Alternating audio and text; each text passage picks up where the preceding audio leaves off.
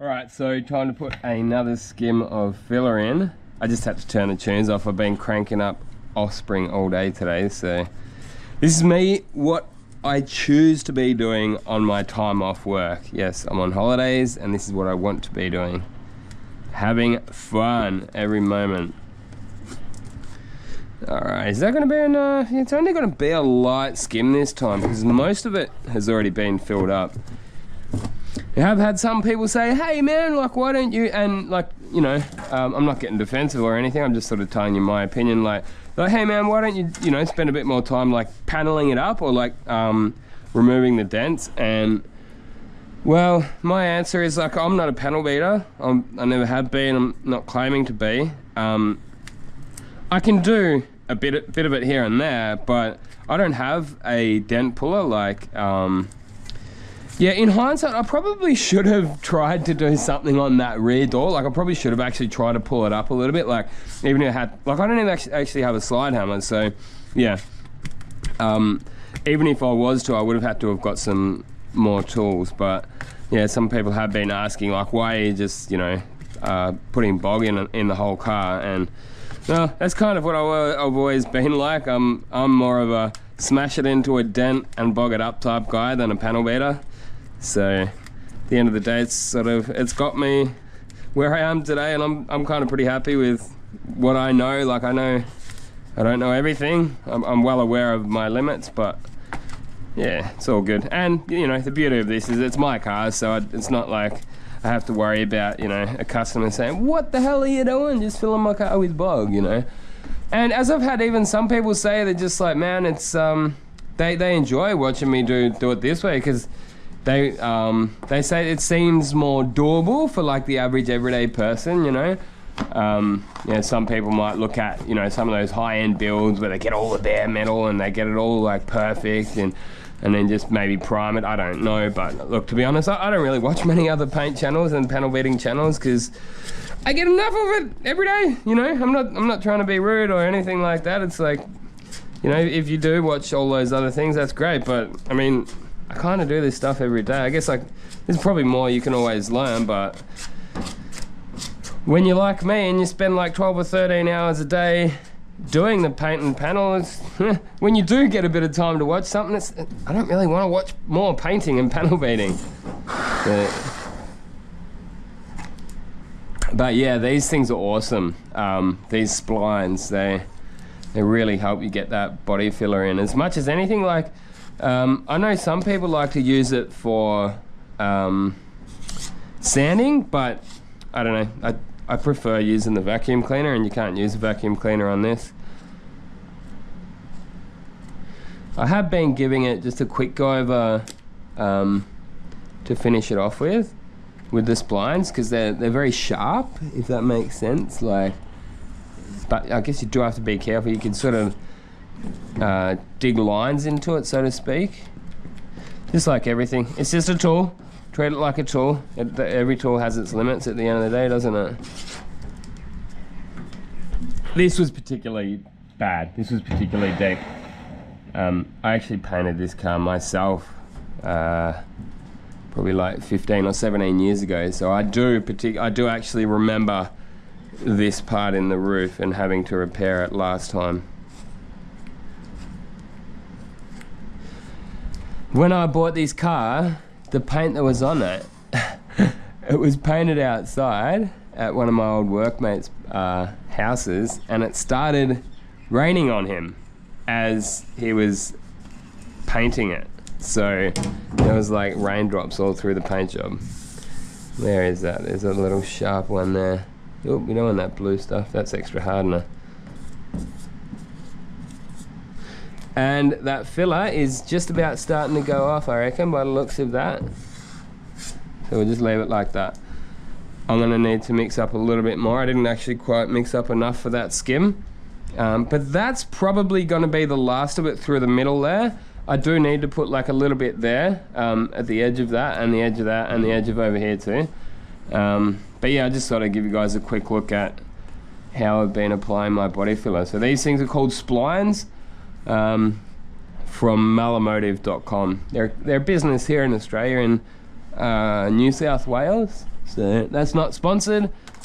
They did actually send me out some blocks, the final sanding blocks at one point, but that was a while ago. But yeah, that's not sponsored. It's just they're awesome for applying your body filler. Jeez, I can't believe I used to apply body filler without gloves on. Oh, what a cowboy I was back then. But I would be picking up body filler from my fingers for days. What we do for this, I don't like mixing up too much because you might be able to tell by the fact that I'm wearing a singlet, but it's hot at the moment. It's in the middle of our summer, so you mix up too big of a batch, it can start going off on you as you're putting it in. Originally I actually had a plan to weigh the hardener into the filler, but yeah, I don't really think it's going to make that much of a difference, to be honest.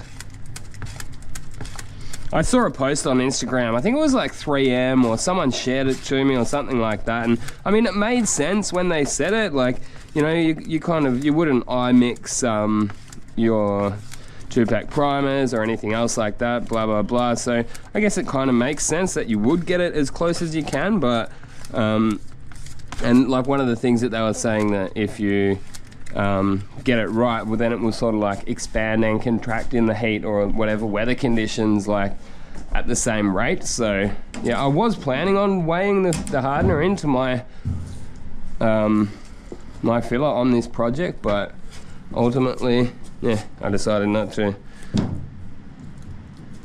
I just don't think it makes that much of a difference. And also those scales that I got, they're just El Cheapo ones that I found on is it like Amazon or something, and it turns out they're actually not accurate enough. Yeah, you would need to get some better scales if you were to do that.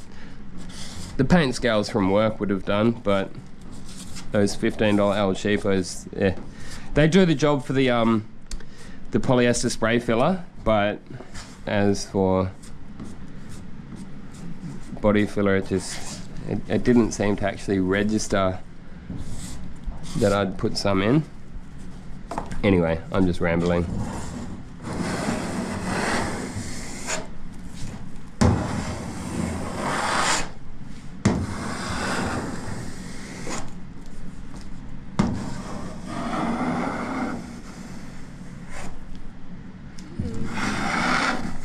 That looks good. That's looking good.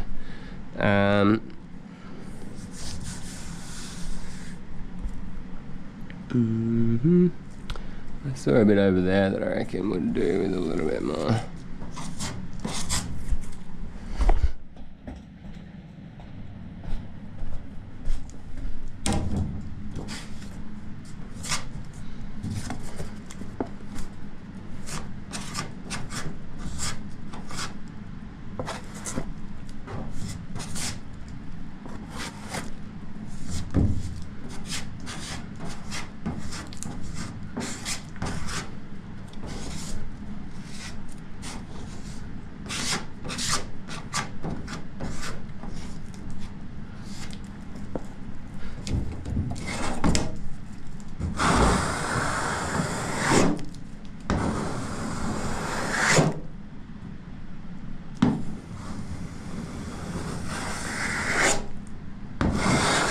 Alright, that's looking good.